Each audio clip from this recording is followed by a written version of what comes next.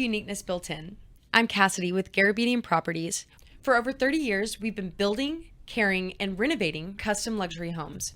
And we've developed an insider's perspective that we would like to share with you. So today, I have on Mike Garabedian, who's normally our host. I would not be here, but today he's dragged me along.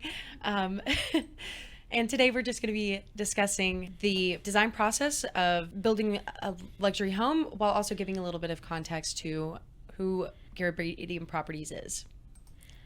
Mike, great to have you. Who am I? Why am I here? Who am I? Why am I here? Admiral Stockdale, if you remember.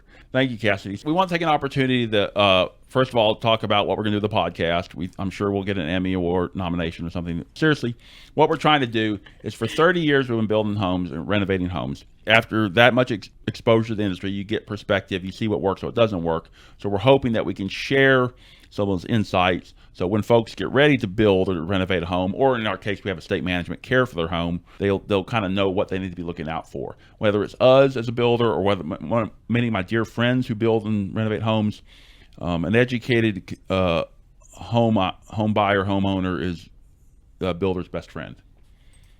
Right, absolutely. I mean, you make a great point because this is going to be the largest investment that a family makes. This is a huge sacrifice, and knowing what goes into building a home is extremely important when you have this much money to lose. Essentially, if you do it wrong, that's... Yeah, it's as much about the money as it is about the emotional. It's emotional, and it can be draining. And we kid about it kind of make you sour, and we kid about that. But if you have to have a reasonable expectation of the process, because it's not just about what you're spending money on, it's about the trials and tribulations you go through in building a home. If the paint doesn't match, or the countertop is an issue, or it's on back order, or somebody makes a mess. I mean, there's so much that goes into it. So you want to have a builder that can help you navigate through this process. I would say the emotional investment that an owner makes is much more significant than the financial investment. This is a family business, right? Yeah, we say we're a boutique family home builder. Yeah, and that means it's basically me and my wife Cindy. In the early years, Cindy was and even now today she's still a sounding board, but she helped with design and with some back office stuff. And even when our girls were younger, they used to help us too. I used to have them go out and pull weeds from the flower beds, and they helped me clean houses and things like that. In fact, one time I had Victoria, our oldest, power wash a garage for me. Gas powered power washer. So I put it and I was sitting on the truck, and then Mom found out, Mrs. Garabedian found out that she was inside an enclosed space with a gas-powered engine, and I got in trouble. So she was happy about that. She didn't get to do that anymore. It was one of my favorite pictures ever. Why don't you tell our audience a little bit about us, about Mike Garabedian, about Garabedian Properties, and how we sort of came to be? Okay. All right. So it was all a mistake. I was in college, having a lot of fun, and there was a fella. It was a builder advertising for a position, and his phone number was wrong on the board, so I knew where it was. So I drove and walked to his office and said, "Hey, you're hiring?" And he said, "Yeah." And we worked it out. And I made fun of him for messing up the phone number, but we all worked out great. He turned into my mentor. And back then, this was in the early '90s. I was a computer geek. Go figure. And I helped him get computerized and on his books and all the computers and all that stuff.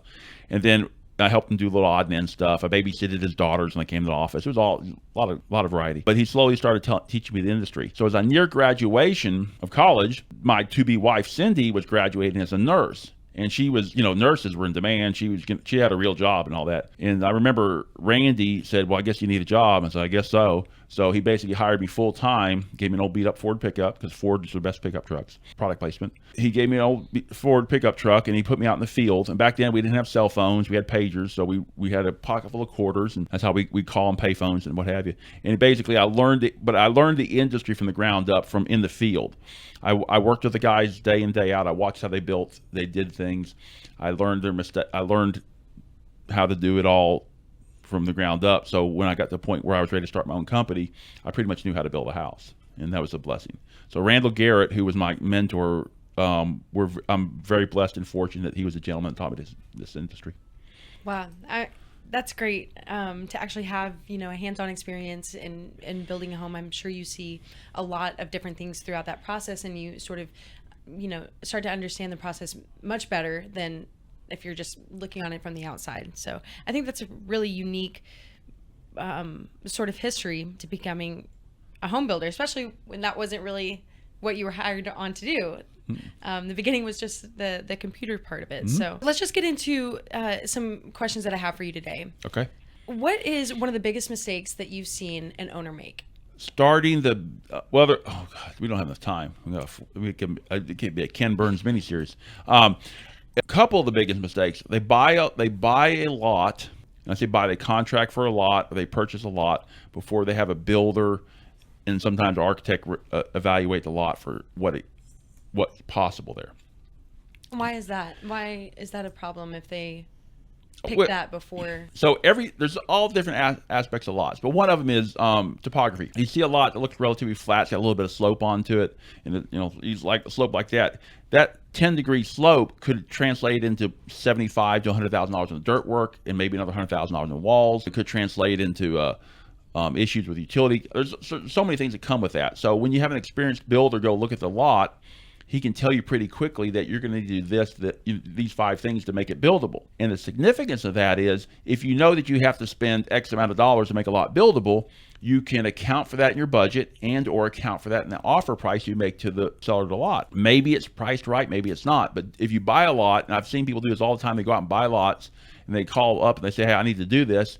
And then we start telling them all the things they have to do to the lot to make it buildable. They get frustrated with us. And it's like, we can only do so much. So having an experienced builder evaluate the lot and understand what you're trying to accomplish on that lot will give you a sense of what it takes to make the lot buildable. So what if they have someone in mind, but later on they decided to change their mind? So if they get a builder to sort of appraise a lot, but they no longer want to use that builder, maybe because they found someone else, are they able to get out of it in that way? Walk me through the process of picking another person, if that's what they decided to do. Well, so in our case, we do complimentary lot evaluation. So we'll come out, we'll do one. I can't go out every day and do it, but we'll go out there. And you say, I'm looking at this lot, want to build a house, want to talk to you about it. Come out, what do you think? We'll do a satellite picture. We'll do a satellite review of it. We'll drive the lot. We'll go look at it. Many times we'll know the community, we'll know the neighborhood, we'll know the geography, and we can tell them pretty quickly we need to be thinking about this, this, and this. So there's no obligation. I mean, obviously, they could certainly go to the next level with us. Same with other builders. There are a lot of builders will go out and look at it for you as a professional courtesy and tell you, yeah, we can help you with this and this. That's also a great way for folks to try out builders, because the feedback you get from them will maybe give you an insight to how they work and how they think, and you can maybe find a really good personality match there. I think that's interesting, finding sort of multiple lots and having different builders tied to each of those lots, and just receiving that feedback can help owners make that market research and therefore make a better decision. You talked a little bit about picking a lot before a builder. Are there any other parts of the design process that an owner should know to just kind of go in order to not make? We have some folks that will go have a house plan drawn before they have a lot or build or anything, and they'll have somebody draw up a house plan for them, or they'll buy a plan on the internet, and then they'll bring me the plan and say, I want to build this house, and I'll say, okay, and I'll say, where? We don't have a lot yet. You can't do that. Every lot is very specific in how it's laid out. So some lots face north, some face east, west, what have you. And depending on how your lot is orientated, it will depend on what kind of house you want to build. If you're going to build a house with a west-facing back yard, you're going to have you're going to design your windows and your porches and all that to protect you from the sun. If you have a if you have a north-facing front door in your south-facing backyard, you're going to design the house differently. There's views.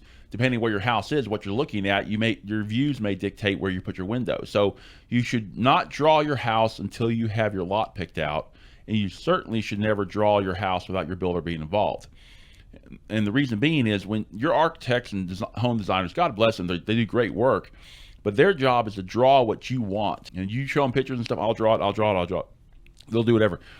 But the cost involved in doing that can be dramatic. I mean, you can have somebody draw a really we did this massive see-through fireplace, and we had to reroute all the chimneys to go around a balcony and put in these massive vent fans and stuff. If we had drawn the house a little bit differently, maybe we could have avoided that in one house. I've had other houses where they put these big sliding doors in a certain location that didn't work out, and vice versa.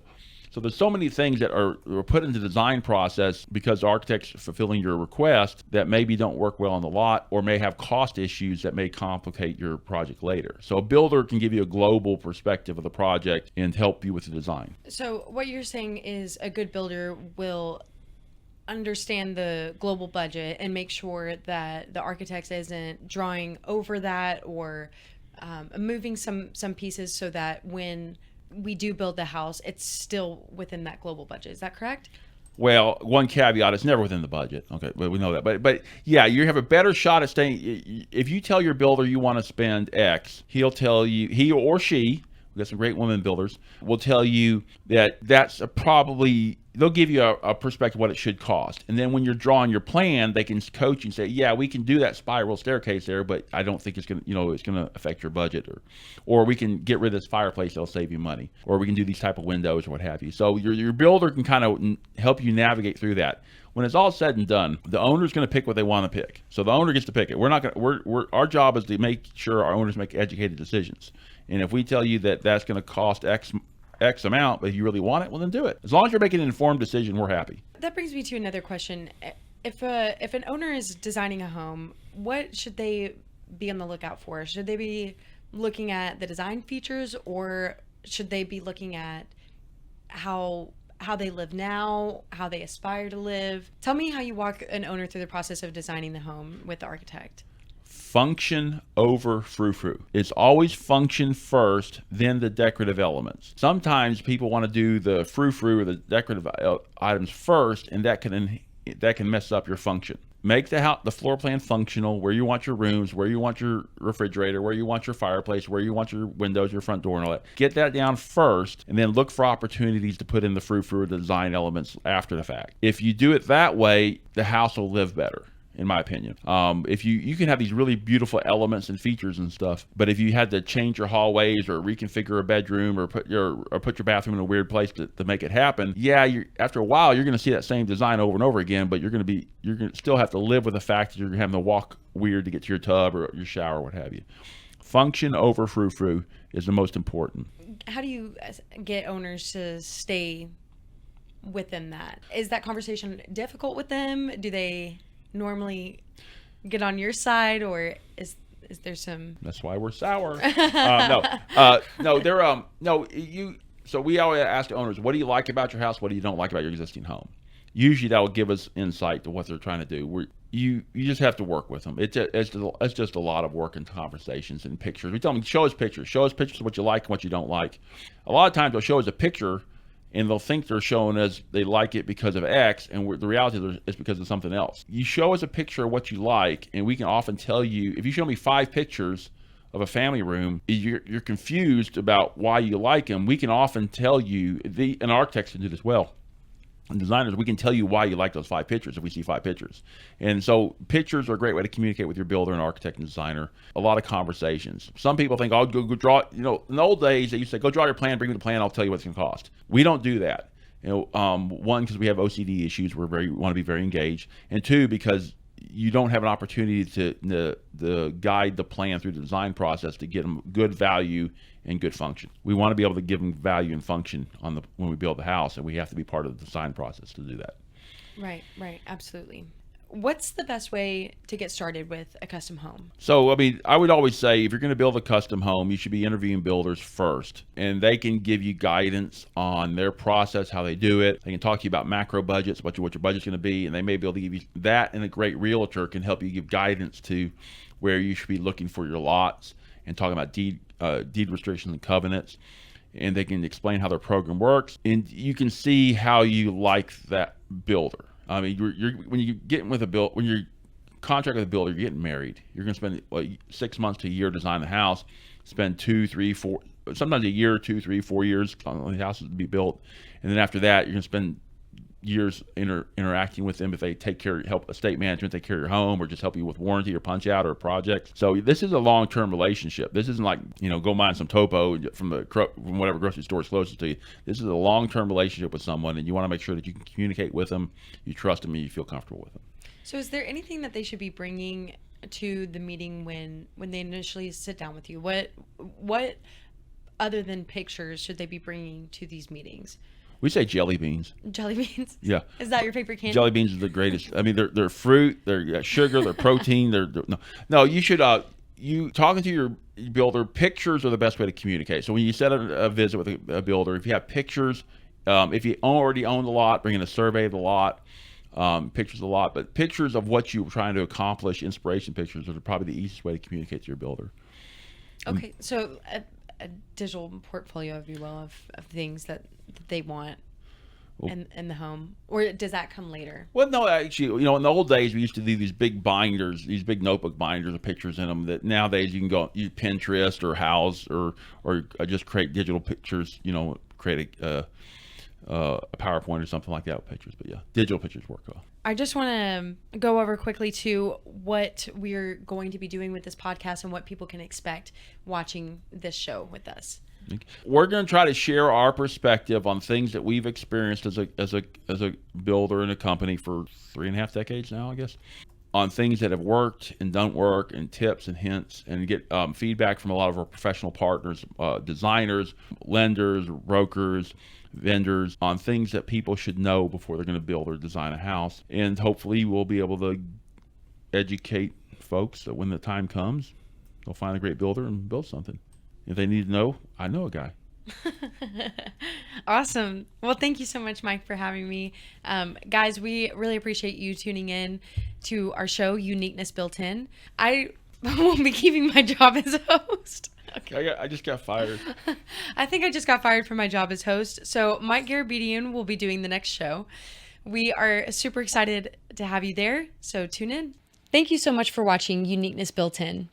Have you seen something interesting on our show that you would like us to elaborate on? Or perhaps you've seen something out in the wild that you want us to talk about on our show? Feel free to email us at the email on the screen, info@garabedianproperties.com.